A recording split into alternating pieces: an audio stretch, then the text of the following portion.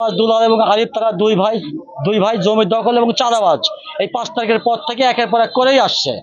এরই প্রতিবেদে এই 33% জমি মজিবরের বাপে 33-এর মধ্যে 22% জমি বিক্রি করেন পশ্চিম অংশে, কিন্তু আব্দুল সামাদ পূর্ব অংশে সিএমএর কাছে 14% বিক্রি করেন এবং উত্তর পশ্চিমে গোরস্থান নামে 8% বাকি থাকে। 8% মসজিদে গোরস্থানে ওয়াকফা করে দেন। ওয়াকফা করে দেওয়ার পর গোরস্থানের রেকর্ডেও থাকে আবার আব্দুল সামাদ 2.5% উত্তর পশ্চিমেই হচ্ছে মসজিদকে রেজিস্ট্রি করে দেন।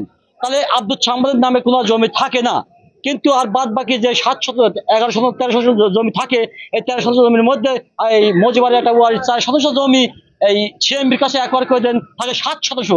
এই 7% জমি এই মজিবরের বাপের রয়া যায়, কিন্তু 7% জমি যে কোনো কারণ মূল্যে দুটা রেকর্ড মিস্টেক করে। দুটা রেকর্ড মিস্টেক করার কারণে এই দোলালেরা খাস হিসাবে ভোগ দেবল করে আসে।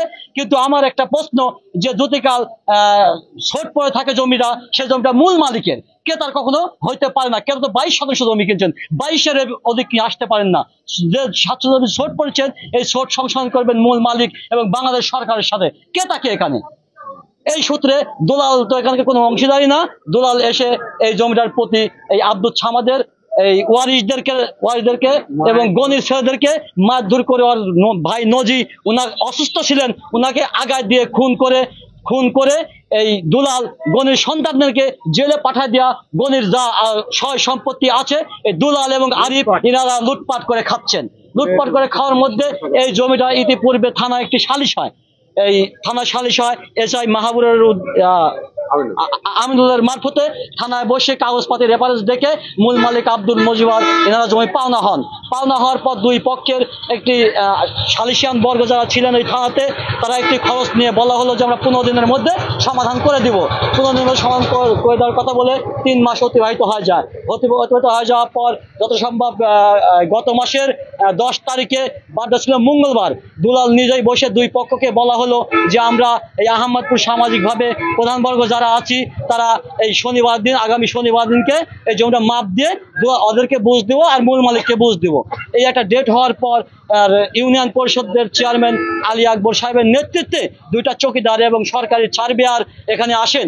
আসার পর লোক সমাজে যখন জড়ো হওয়ার পর সার্ভারে আসার পর দুলাল উপস্থিত হন না। দুলাল উপস্থিত না হয়ে কি করলেন, ইউনো সাহেবকে অভিযোগ করলেন। ইউনো সাহেব ডাকলেন আমাদেরকে গত বৃহস্পতিবার দিন। যাওয়ার পর ওখানে আমরা কাগজপত্র যাওয়ার পর দুলাল সাহেব হাজির যখন হন নাই তখন ওখান থেকে এসে দেখলেন একের পর এক যখন 20-30 বছর সালিশটা হয়ে আসছে বা জমি ছাড়তেছে না, তখন এই পক্ষ ক্ষেপ্ত হয়ে, এটা হওয়াই স্বাভাবিক বিষয়, বারবার যখন সমাধান হচ্ছে না তারা তালা মারার অভিযোগে তখন দুলাল যায়া আইন শৃঙ্খলা বাহিনীর কাছে যায় মিথ্যা প্রলোভন এবং মিথ্যা বুঝে আইন শৃঙ্খলা বাহিনী এখানে এসে আমার 3টা ভাস্তি এবং আমার বড় ভাই আব্দুল মজিবরকে অ্যারেস্ট করান। এই তার হলো পরিধি। এই পরিধি অনুযায়ী আজকে যে মানববন্ধন, এই মানববন্ধনে যারা তো এখানে লোক সমাজ বসেছিল তাদের মুখে শুনলেন সব ঘটনা, যে এর আসলে রাজনৈতিক বিষয় না, এটা পৈতৃক সম্পত্তি লিয়া আব্দুল মজিবরদের সাথে দীর্ঘদিন হলে এই জিনিসটা হয়ে আসছে। এখন দেখেন গনি মিয়ার সন্তান যেখানে আসতো, তাহলে একটা কথা ছিল যে গনি মিয়ার এবং আব্দুল সামাদের ওয়ারিসের সাথে যে দ্বন্দ্ব ছিল, আব্দুল সামাদের ওয়ারিসের ভিত্তি নাই। দুলাল এসে তৃতীয় পক্ষ সেখানে জোর করে যে জমিগুলা দোকানপাট করা হয়েছে, এই 5 তারিখের পর থেকে উনি এই ভাড়াগুলো উঠায় খান। এবং আওয়ামী লীগ গভর্নমেন্টের সময় এই দুলাল আওয়ামী লীগের স্বৈরাচার আওয়ামী লীগের নেতাদের সাথে এই লিয়াজোগ করে তাদেরকে 2-3টা রুম ছেড়ে দিয়ে এভাবে খায় আসছে। এবং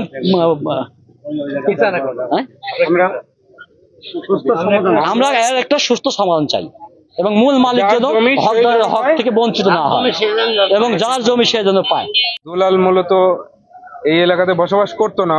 5 তারিখের পরে উনি এই এলাকাতে বসবাস করে।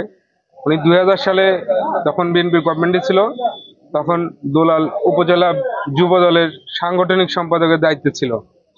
এখন বর্তমানে সে কোনো পদে নাই, সে সাবেক নেতা। এলাকায় এসে তার কাজ হচ্ছে এক কথায় ত্রাস করে বেড়ানো। তার পরিবার এবং দুলালের ভাইরা সবাই মিলে ত্রাস করে বেড়াচ্ছে এক প্রকার। এই জমি যারা মূল মালিক ছিল, 33% মালিক মুজিবুর রহমানের বাবা ছিল খোকা মন্ডল এবং ফজা মন্ডল, ওরা দুই ভাই এই 33% জমির মালিক ছিল। তো ওইখান থেকে তারা 22% জমি বিক্রি করে।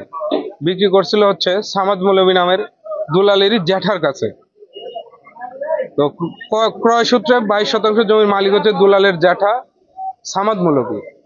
সামাদ মৌলভী রোডস অ্যান্ড হাইওয়ের কাছে 14% জমি বিক্রি করে এবং বাকিটুকু মসজিদ এবং কবরস্থানের নামে দান করে দেয়। তাদের বিন্দু পরিমাণ জমিও এখানে আর নাই। 33% অবশিষ্ট যেই জমিটা ছিল 13%, 11%, মধ্যে 4% জমি রোডস অ্যান্ড হাইওয়ে অ্যাকোয়ার করে নেয়। বাকি থাকে 7%। এই 7% জমি পৈতৃক সূত্রে মালিক হচ্ছে মুজিবুর রহমান এবং তার পরিবার। তারা পূর্বের থেকে আজকে 40 বছর যাবত এই জমিটা তারা ভোগ দখল করে খাচ্ছিল। এখনো পর্যন্ত তারাই ভোগ দখল করে খাচ্ছে, কিন্তু তাদের কোনো জমি এখানে নাই। তাদের ক্ষমতা বলে জোর করে এই জমি তারা দখল করে রাখছে। কোনো প্রকার এই জমি 22% যে বিক্রি করছে সেটা হচ্ছে দুলালের জ্যাঠার কাছে বিক্রি করছিল, সেই সূত্রেও তারা মালিক না। যদি সেই সূত্রেও মালিক হতো তাহলে ওনার ছেলে ছিল গনি মিয়া, তার নাতি ছিল ফারুক এবং সজীব, তারা এই জমির অংশীদারিত্ব হতে পারে। কিন্তু কোনোভাবেই দুলাল বা তার পরিবারের কেউ এই জমির কোনোভাবেই অংশীদার না। ফারুক সজীব তারাই এই দুলালের সঙ্গে একটা সংঘর্ষ হওয়ার কারণে ফারুকদের যখন জমি দখল করে নিচ্ছিল একটা এই দুলালেরা, তখন এই ফারুকের বাড়ির সামনে একটা মেল আছে, ওই মেলে ফারুক কাজ করতেছিল। তখন ওরা যখন 5-7 জন 10 জন আসা এই ফারুককে হত্যার উদ্দেশ্যে মারা হয়। এক পর্যায়ে এসে রোডে উলঙ্গ হয়ে যায়। জীবন বাঁচানোর তাগিদ তার হাতে একটা বঙ্গার মতো কিছু একটা ছিল, ওইটা দিয়ে ভোক্সা দেওয়ার কারণে দুলালের এক ভাই নজি মারা যায়। মারা যাওয়ার কারণে ওই মামলায় ফারুক আর সজীব এখন জেলে আছে। এইটা এর দুই ভাইকে অ্যারেস্ট করার কারণে তার বাবা সেদিন রাত্রে স্ট্রোক করে মারা যায়, গনি মিয়া মারা যায়। তারা কেউ এখানে উপস্থিত নেই। এটা সমস্ত জমি, মার্কেট, দোকানপাট, বাড়ি ঘর, পুকুরের থেকে মাছ সবকিছু দুলালেরা বিক্রি করে দেয়। এখন সম্পূর্ণ জমি জাতি দুলালের দখলে আছে এবং সজীবের মা, সজীবের পরিবার, রজবেরের বউ এবং ফারুকের বউ, এদের পরিবারের কাউকেই ওদের বাড়িতে উঠতে দেওয়া হয় না। হত্যা একজনের হাতে হয়েছে, কিন্তু পরিবারের সবাইকে এই এলাকা থেকে তারা তাদের শক্তি দিয়ে বিচ্ছিন্ন করে এই এলাকা থেকে তাড়াই দিছে। তৃতীয় পক্ষ সে করছে কি, সেনাবাহিনীকে একটা ভুল ইনফরমেশন দিয়ে এখানে চাঁদাবাজিকে শব্দটাকে ইনক্লুড করে নিয়ে আসছে এবং সেনাবাহিনী এখানে এসে সেই চাঁদাবাজের উপরেই কিন্তু ভিত্তি করে যে 4 জন মানুষকে এখান থেকে ধরে নিয়ে গেছে এইটা করছে। এবং এটা কোনোভাবেই চাঁদাবাজির সাথে জড়িত না। যদি শয়তানকেও বলা হয় যে এরা চাঁদাবাজ, শয়তানও বিশ্বাস করবে না এরা চাঁদাবাজি করছে। এখানে যদি কোটি টাকার বস্তায় রেখে দেন, ওরা স্পর্শ করে দেখবে না। আমি দায়িত্ব নিয়ে, এই সমাজের একজন মানুষ হিসেবে দায়িত্ব নিয়ে বলতে পারি যে এই সমাজে যদি 5টা লোক ভালো থাকে একই ফ্যামিলির, এই 4টা লোক ভালো। দুলাল বাহিনী এখানকার স্থানীয় সন্ত্রাসীর লিডার। সন্ত্রাসী লিডার। সে অতর্কিতভাবে বিভিন্ন সময় বিভিন্ন জায়গায় চাঁদাবাজি, সন্ত্রাসী, জমি দখল, বিভিন্ন ধরনের অপকর্মের সাথে জড়িত। আপনারা খোঁজ খবর নিয়ে দেখবেন। কিছুদিন পূর্বে সামাজিকভাবে অন্যায়ভাবে একটা গোরস্থানের সম্পত্তিকে ভোগ দখল করতে যায়, সেখানে একটা মার্ডার হয়েছে, খুন খারাপি হয়েছে। ওরা এখানে অস্থিরতা করার জন্য, আহমদপুরকে অশান্ত পরিবেশ করার জন্য এখানে যারা দোকানপাট, তারা ওদেরই অধিকাংশ ভাই বেরাদার। ওদের কাছে আপনারা নোট নিতে পারেন, খোঁজ নিতে পারেন যে আসলে যাদেরকে গ্রেপ্তার করা হয়েছে, মজিবর একজন বৃদ্ধ মানুষ, সমাজের প্রধান, তার ছেলে রুহুল আমিন, সে একজন 5 ওয়াক্ত নামাজি ব্যক্তি, অত্যন্ত সৎ, ভালো নেতৃত্ব, সমাজে নেতৃত্ব দেওয়ার মতো। হায়দার এবং আজিম সহ এই 4 জন লোকই অত্যন্ত ভালো, সৎ।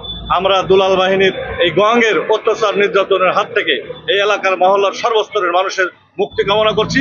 আজকের এই প্রতিবাদ সমাবেশ থেকে আমরা এদের দৃষ্টান্তমূলক তদন্ত করে শাস্তি চাই এবং যারা গ্রেপ্তার হয়েছে তাদের মুক্তি জন্য আমরা জোর দাবি জানাচ্ছি। এলাকাবাসী সম্মিলিতভাবে দলমত নির্বিশেষে আমরা এর চেয়ে কঠোর আন্দোলনের ঘোষণা দেব ইনশাল্লাহ। এদের মুক্ত করে ছাড়বো। এটা যে মিথ্যা, এই মিথ্যা প্রমাণ করে ছাড়বো ইনশাল্লাহ।